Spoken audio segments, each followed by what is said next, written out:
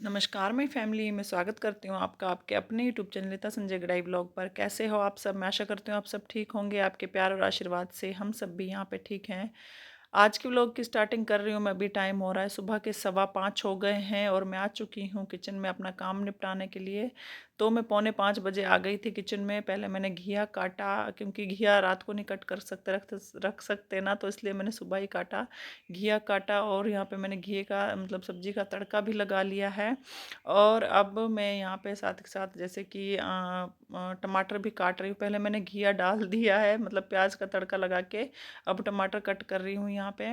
और क्या है, मेरी ना तबीयत बहुत ज़्यादा ख़राब हो रही है, तो इसलिए मैंने यहाँ पे मुंह लपेट के तड़का लगाया है, क्योंकि खांसी बहुत ज़्यादा हो रही है। इतनी हो रही है कि मतलब एक बार धसका आ जाता है ना, पूरे खांस खांस के आंखों में से पानी निकल आता है। ऐसा लग रहा है कि लगने लग जाता है कि मैं रो रही हूँ, मतलब इतनी तेज़ तबीयत ख़राब हो रही है। और कल जाने वाले थे दवाई लेने के लिए, लेकिन क्या हुआ कि पापा का ना एक्सीडेंट हो गया स्कूटी से। तो उनका जैसे वहाँ सत्संग से आ रहे थे ना वो, तो उनका पैर आ गया स्कूटी के नीचे। और कोई था नहीं स्कूटी उठाने वाला, तो इन्होंने क्या किया, पैर को ना खींच लिया। तो वो वहाँ से हल्का सा फ्रैक्चर हो गया। तो प्लस्तर वगैरह चढ़ा हुआ है। और फिर मतलब उसमें वो हो गए कि मतलब कल का शाम का पूरा टाइम उसी में निकल गया, और कल मैं ना व्लॉग एडिट कर पाई और ना डाल पाई। तो अभी उनके लिए भी खाना बनाना है हमें। मतलब मुझे, मम्मी नहीं है यहाँ पे, मम्मी भी सेवा पे गई हुई है, क्योंकि हमारा छतरपुर राधा स्वामी का सत्संग है ना, तो वहाँ पे गई हुई है मम्मी। और मम्मी को अभी बताया भी नहीं हमने कि पापा का फ्रैक्चर हो गया है, क्योंकि उनको बताएंगे तो वो सेवा, पापा कह रहे हैं कि वो सेवा छोड़ के आ जाएगी, मैं तो जा नहीं पाऊँगा सत्संग में, कम से कम मम्मी ही कर ले सेवा। तो इसलिए उनको भी नहीं बताया। तो अब क्या हुआ कि मैं किचन का काम सारा निपटा के, घर का सारा काम निपटा के, नहा धो के चली गई थी स्कूल। और सुबह ये सारे इतने सारे ढेर कपड़े भी धोए थे मैंने, इसलिए सुबह और व्लॉग बनाने का टाइम नहीं था मेरे पास। और बाहर हवा इतनी तेज़ चल रही है कि पूछो मत। स्कूल से आते ही सबसे पहले मैंने कपड़े चेंज किए। कपड़े चेंज करके फिर ये बाहर कपड़े उतारे, कुछ तो नीचे ही गिरे पड़े थे, क्योंकि हवा बहुत तेज़ चल रही है बाहर और ठंडी ठंडी हवा चल रही है। तो सबसे पहले गिरे हुए कपड़े, मतलब मिट्टी विट्टी भी आ जाती है, तो मैंने सारे कपड़े झाड़ के पहले वो उतारे। फिर यहाँ पे मैंने सोचा साथ के साथ इनको तय भी कर दूँ, क्योंकि फिर मैं बैठ जाऊँगी तो फिर जैसे असाइनमेंट वगैरह बनाना है तो शाम हो जाएगी सीधा। और फिर दवाई लेने भी जानी है आज मुझे, तो मैं फिर काम ना वो ज़्यादा थोड़ा हो जाएगा। तो इसलिए मैंने सोचा पहले कपड़ों का काम निपटा लूँ। फिर इतने में ये मेरी देवरानी आई है, ये आ गई, मतलब बैठ गई, बातें बातें करने लग गए हम। तो मैं इनसे इनसे बातें भी करते रही और अपने काम भी निपटाते रही। ये सबसे ज़्यादा फ़ायदा हुआ मेरा कि मेरा काम भी निपटता रहा और बात साथ में बातें भी करते रहे हम दोनों। और कपड़ों का इतना ढेर था कि मैंने संडे को धोए थे कपड़े, उसके बाद 2-3 दिन हो गए तो धोए नहीं थे। और ढेर कपड़ों का था, तो इसलिए फिर ये शूट भी था इनका, जैसे कि मैंने आपको वीडियो में बताया था, शूट पे कुछ कपड़े ले गए थे, तो वो भी कपड़े थे, जैसे साड़ियाँ वगैरह होती है ना, तो वो भी ले जाते हैं शूट पे, वो वाले कपड़े भी थे। तो बहुत सारे कपड़े थे, मतलब 3-4 राउंड घूमे सुबह मेरे कपड़ों के, 4 राउंड में जाके धुले कपड़े। और धो गई तो अब सूख गए, तो साथ के साथ तय भी हो जाएंगे। और फिर कल हमें जाना है, मतलब कि नाम धान के लिए छतरपुर में। तो फिर फिर कल कल नहीं, एक्चुअली परसों जाना है हमें। और यहाँ पे मैं क्या कर रही हूँ, तय करने वाले कपड़े हैं ना जो, उनको तय करती जा रही हूँ। और जो प्रेस वाले कपड़े हैं ना, वो फोल्डिंग की तरफ फेंकती जा रही हूँ, ताकि उनको बाद में प्रेस कर लूँ बैठ के। अभी तय करने वाले पहले फटाफट निपटा लूँ, मैं इनको तय कर लूँ। तो इतने हमारे कपड़े हो रहे हैं तय, और मेरी यहाँ पे बातें भी चल रही हैं।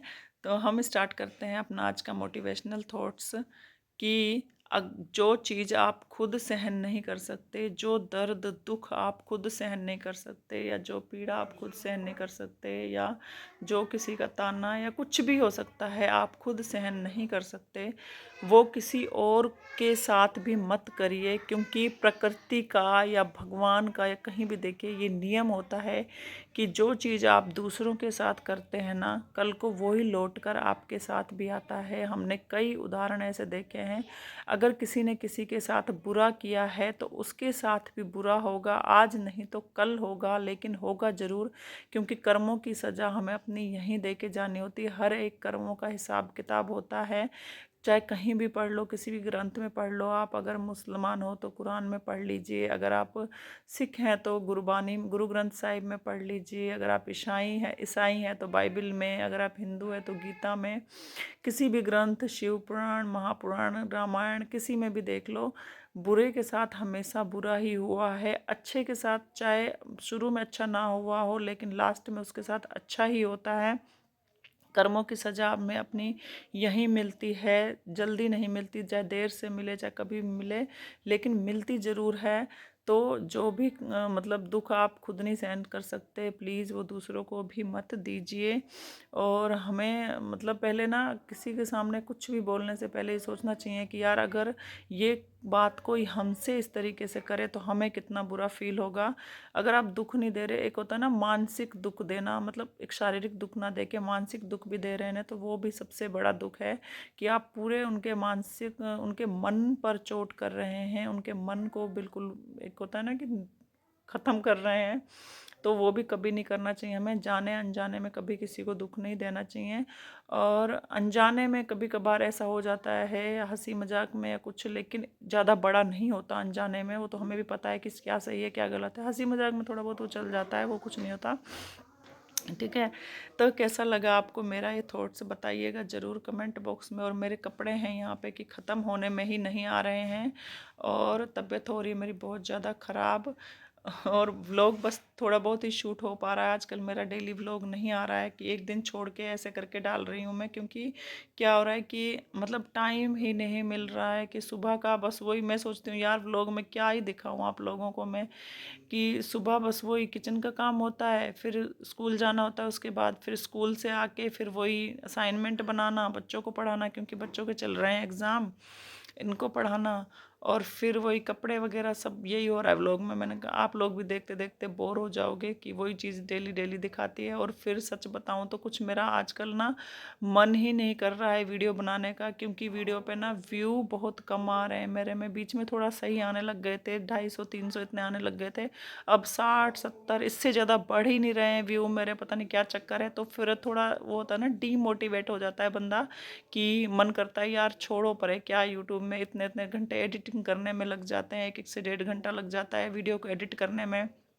उसे अपलोड करने में, और हैशटैग डालने में, थंबनेल बनाने में, तो इतना टाइम लगता है। फिर जो भी काम करो उसमें कैमरा सेट करो और व्यू आ ही नहीं रहे कुछ भी, कब चैनल मोनेटाइज होगा कब क्या होगा पता नहीं क्या है, डीमोटिवेट होने लग जाती हूँ मैं। तो अब सच बताऊँ तो वीडियो बनाने का मन ही नहीं करता, पता नहीं क्या चक्कर है क्या नहीं है। बीच में ना बहुत शौक से बनाने लग गई थी मैं वीडियो, जब मेरे व्यू थोड़े सही आने लग गए थे, फिर अब मन नहीं करता वीडियो बनाने का। तो फिर मैंने सोचा अब एक दिन छोड़ के एक दिन ही डाला करूँगी, तो अब मेरे ब्लॉग एक दिन छोड़ के एक दिन आया करेंगे। और आप सभी से रिक्वेस्ट है प्लीज़ मुझे सपोर्ट कीजिए, वीडियो का पूरा देखिए। और मेरे कपड़े हो गए। हेलो गाइस, हम आए यहाँ पे दवाई लेने डॉक्टर से, और ये देखिए दवाई ले भी ली, इतने सारा ढेर भर के दे।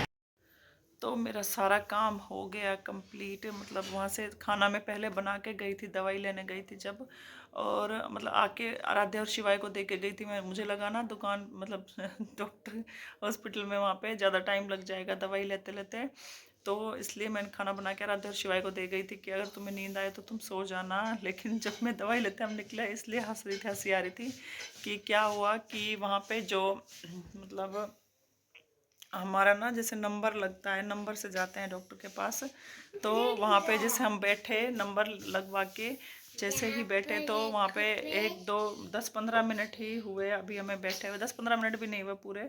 तो डॉक्टर ने इतने नाम, मतलब भीड़ इतनी थी ना, ऐसे लग रहा था कि कम से कम 1 1.5 घंटा लगेगा नंबर आने में। तो डॉक्टर ने जैसे अनीता बोला ना, मैं उठ के चली गई, ये भी मेरे को घूर रहे इतनी जल्दी नंबर कैसे आ गया अपना, अभी तो बहुत सारे लोग बैठे हमसे पहले आए हुए हैं। मैंने कहा आ जाओ आप।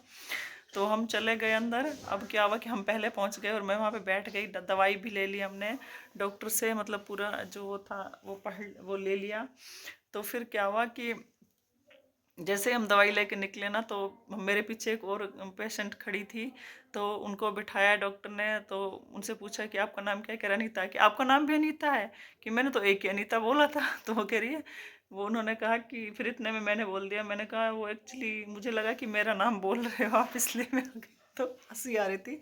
ये कह रहे हैं कि ऐसी ऐसी जगहों पे किस्मत चमकती है कि मतलब किस्मत एक होता है ना कि जहाँ 1.5-2 घंटे लगने की उम्मीद थी, वहाँ तब 10-15 मिनट में दवाई ले ली हमने।